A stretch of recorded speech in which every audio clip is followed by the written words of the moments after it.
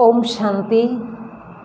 हम सभी अपने भाग्य को श्रेष्ठ बनाना चाहते हैं और श्रेष्ठ भाग्य के लिए हम निरंतर कोशिश करते रहते हैं। निसंदेह हम अपने भाग्य को श्रेष्ठ बना सकते हैं।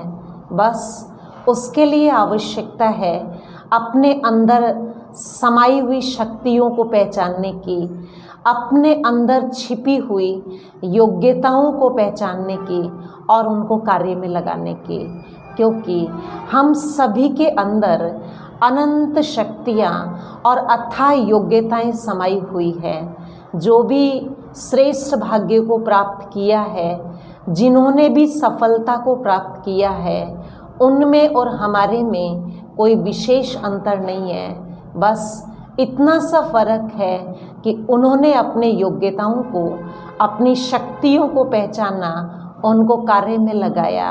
हमें भी अपनी उन योग्यताओं और शक्तियों का जब अनुभव होने लगेगा तो हम अवश्य ही सफलता को प्राप्त करके अपने भविष्य को, अपने भाग्य को श्रेष्ठ बना सकते हैं।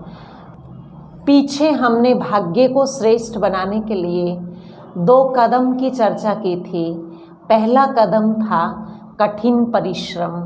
जितना कठिन परिश्रम करेंगे उतनी हमारी किस्मत खुलती जाएगी, भाग्य की रेखाएं चमकने लगेंगी।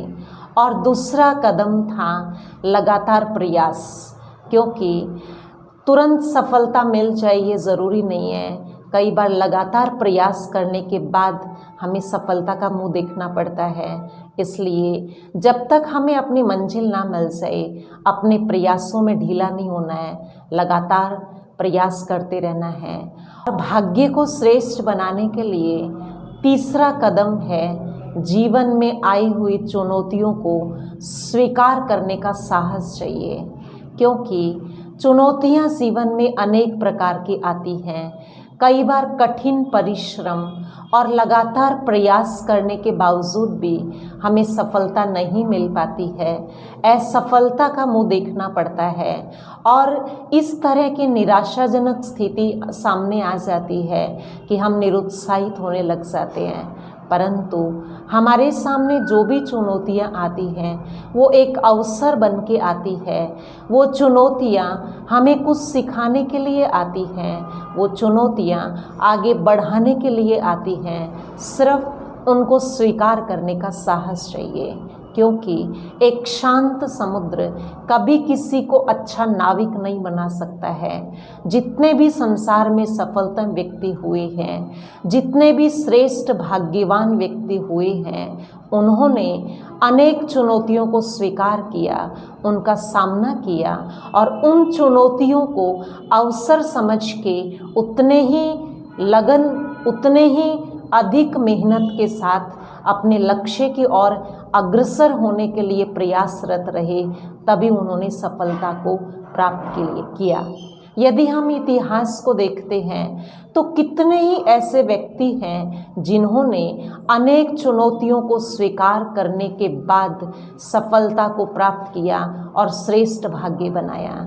यदि हम हेनरी फोर्ड की बात करें तो जब उन्होंने प्रथम बार कार का निर्माण किया था तो रिवर्स गियर डालना ही भूल गए थे। इलेक्ट्रिक बल्ब के निर्माता ग्रेट साइंटिस्ट एडिसन की बात करें तो उनके जीवन में कोई फॉर्मल स्कूल एजुकेशन नहीं थी। उनको बचपन से थोड़ा ऊंचा सुनता था, इसलिए उनकी माँ ने उनको घर में पढ़ाया। और जब वो विद्युत बल्ब का निर्माण कर रहे थे तो अनेकों बार फेलियर्स का सामना करते हुए अंत में उन्होंने सफलता को प्राप्त किया।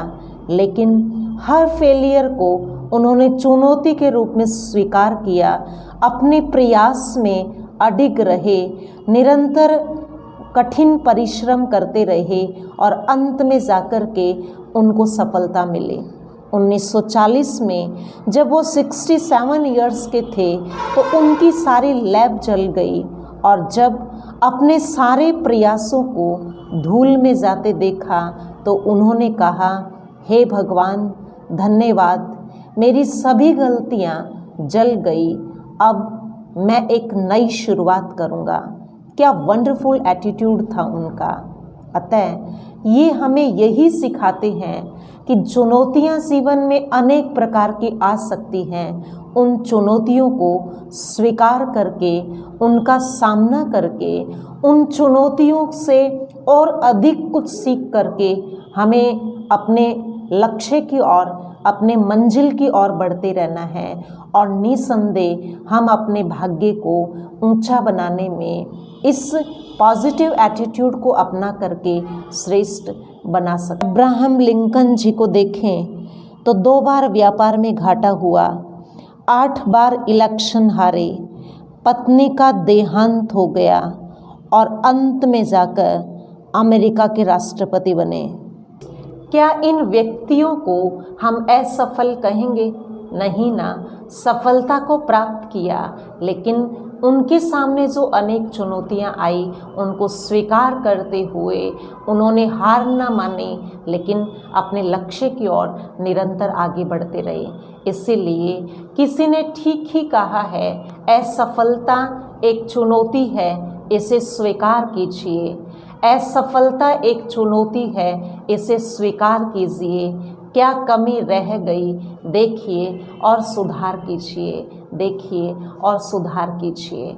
अतः सवेरे आँख खुलते ही अपने आप को ये स्मृति दिला दें कि मैं एक भाग्यवान आत्मा हूँ, मेरे भाग्य की रेखाएं बहुत अच्छी है, लंबी है, मेरा भाग्य निरंतर प्रगति की ओर है, मेरा भाग्य श्रेष्ठ से श्रेष्ठ है और मुझे अपने भाग्य को श्रेष्ठ बनाकर ही रहना है।